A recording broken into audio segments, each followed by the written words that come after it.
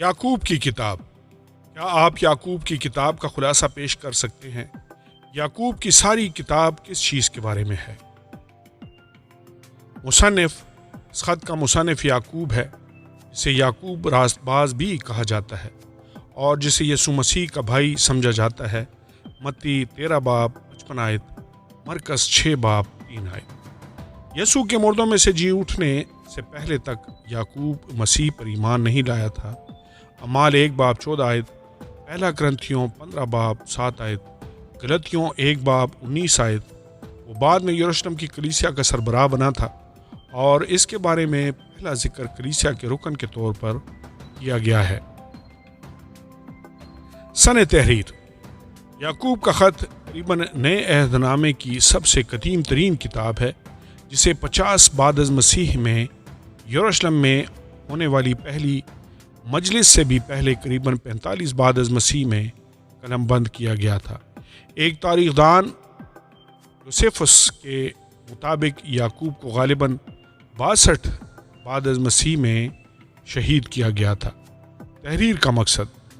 कुछ लोगों का ख्याल है कि ये ख़त ईमान के बारे में पौलुस रसूल की हद से ज़्यादा वलवला अंगेज़ तशरीह के रद्दअमल में लिखा गया था।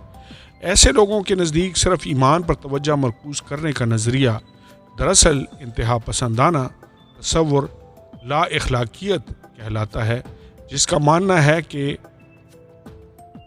मसीह पर ईमान लाने के बाद कोई भी शख्स शरीयत के तमाम कवानीन, हर तरह की कानून परस्ती, तमाम मुआशरती कवानीन और मुआशरे की तमाम इखलाकियात से पूरी तरह आज़ाद हो जाता है। याकूब का ख़त यहूदियत से पहले मसीहत में आने वाले ईमानदारों से मुखातिब है, जो तमाम कौमों में बिखरे हुए थे। याकूब 1 बाब 1 आयत। मार्टिन लूथर, जो इस ख़त को नापसंद करता और इसे भूसे का ख़त कहता था, वो इस बात को समझने में नाकाम रहा है कि याकूब की अमाल के बारे में तालीम पौलुस की ईमान से मुतल्लिक़ तालीम की तरदीद की बजाय इसकी तकमील है। अगरचे पौलुस की तालीमात खुदा के हज़ूर हमारे राजबाज ठहराए जाने पर वजह देती है, मगर याकूब की तालीमात उन अमाल की बात करती है जो राजबाज ठहराए जाने की वजाहत करते हैं। याकूब असल में मसीहत में नए आने वाले यहूदियों के लिए लिख रहा था, ताकि वो नए ईमान में मुसलसल बढ़ते रहने में उनकी हौसला अफजाई कर सके। याकूब इस बात पर जोर देता है कि रूह कुद्दस से भरपूर ज़िंदगियों में नए अमाल फितरी तौर पर रोनुमा होते जाते हैं, और फिर वो कहता है कि अगर कोई शख्स ईमानदार होने का ऐलान करता है लेकिन उसकी ज़िंदगी में रूह के फल नज़र नहीं आते, तो फिर उसके हवाले से ये बात मशकूक हो सकती है कि आया वो निजात देने वाले ईमान का हामिल है या नहीं। पौलुस रसूल भी गलतियों 5 बाब 22 से 23 आयात में बिल्कुल ऐसे ही बयान करता है। कलीदी आयात। याकूब 1 बाब 2 से 3 आयात। आए मेरे भाइयों, जब तुम तरह तरह की आजमाइशों में पड़ो तो इसको ये जानकर कमाल खुशी की बात समझना कि तुम्हारे ईमान की आजमाइश सब्र पैदा करती है। याकूब की किताब में से दूसरी कलीदी आयत, 1 बाब 19 आयत। आए मेरे प्यारे भाइयों, ये बात तुम जानते हो, बस हर आदमी सुनने में तेज़ और बोलने में धीरा और कहर में धीमा हो। याकूब की किताब में से तीसरी कलीदी आयत, याकूब 2 बाब 17 से 18 आयात। इसी तरह ईमान भी अगर उसके साथ अमाल ना हो तो अपनी ज़ात से मुर्दा है, बल्कि कोई कह सकता है कि तू तो ईमानदार है और मैं अमल करने वाला हूँ, तो तू अपना ईमान बग़ैर अमाल के तो मुझे दिखा और मैं अपना अमाल से तुझे दिखाऊंगा। याकूब की किताब में से चौथी कलीदी आयत, याकूब 3 बाब 5 आयत। इसी तरह ज़ुबान भी एक छोटा सा उज़्व है और बड़ी शेखी मारती है। देखो थोड़ी सी आग से कितने बड़े जंगल में आग लग जाती है। आमीन और आमीन। मुख्तसर खुलासा। याकूब का ख़त हकीकी मज़हब 1 बाब 1 से 27 आयात, हकीकी ईमान 2 बाब 1 आयत 3 बाब 12 आयत, और हकीकी हिकमत 3 बाब 13 आयत 5 बाब 20 आयत के ज़रिया से ईमान से भरपूर ज़िंदगी का खाका पेश करता है। ये ख़त मत्ती 5 से 7 अबवाब में दरज यीशु के पहाड़ी वास के साथ غیر معمولی مماثلت رکھتا ہے۔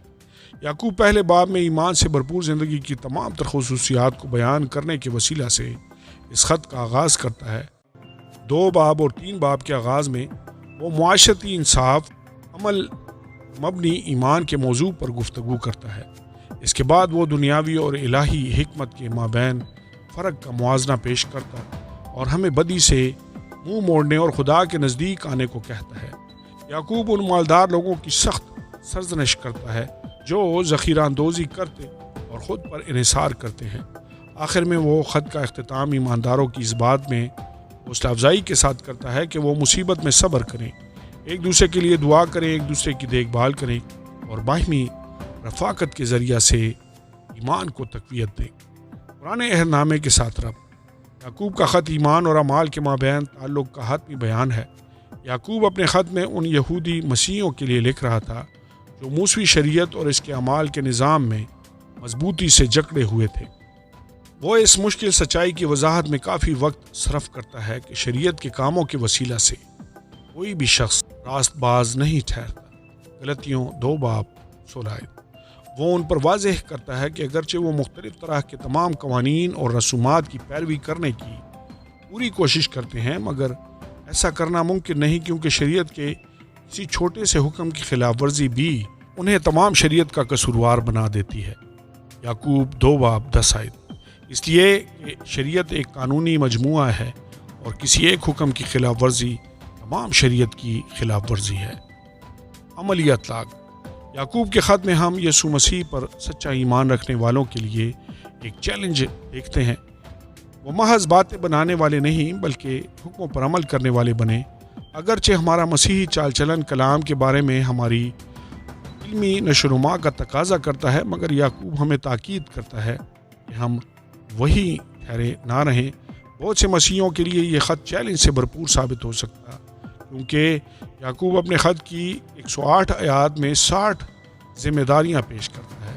وہ پہاڑی واز میں یسوع کے الفاظ کی سچائی پر توجہ مرکوز کرتا ہے اور ہمیں ترغیب دیتا ہے کہ ہم ان تعلیمات پر عمل کریں۔ وہ اس تصور کے ساتھ اپنے خط کا اختتام کرتا ہے کہ یہ بات قدرے ممکن ہے کوئی شخص مسیحی ہو جائے لیکن اس کے باوجود وہ گناہ میں زندگی گزارتا رہے اور راز بازی کے پھل ظاہر نہ کرے۔ یعقوب کہتا ہے کہ ایسا ایمان تو شیاطین بھی رکھتے ہیں اور تھرتھراتے ہیں۔ یعقوب 2 باب 19۔ مگر ایسا ایمان نجات نہیں دے سکتا ہے، کیونکہ اس کی تصدیق ان اعمال کے وسیلہ سے نہیں ہوتی جو نجات بخش ایمان کا اظہار ہوتے ہیں۔ افسیوں 2 باب 10۔ اچھے اور نیک اعمال نجات کا وسیلہ نہیں بلکہ اچھے اور نیک اعمال نجات کا نتیجہ ہیں۔ آمین اور آمین۔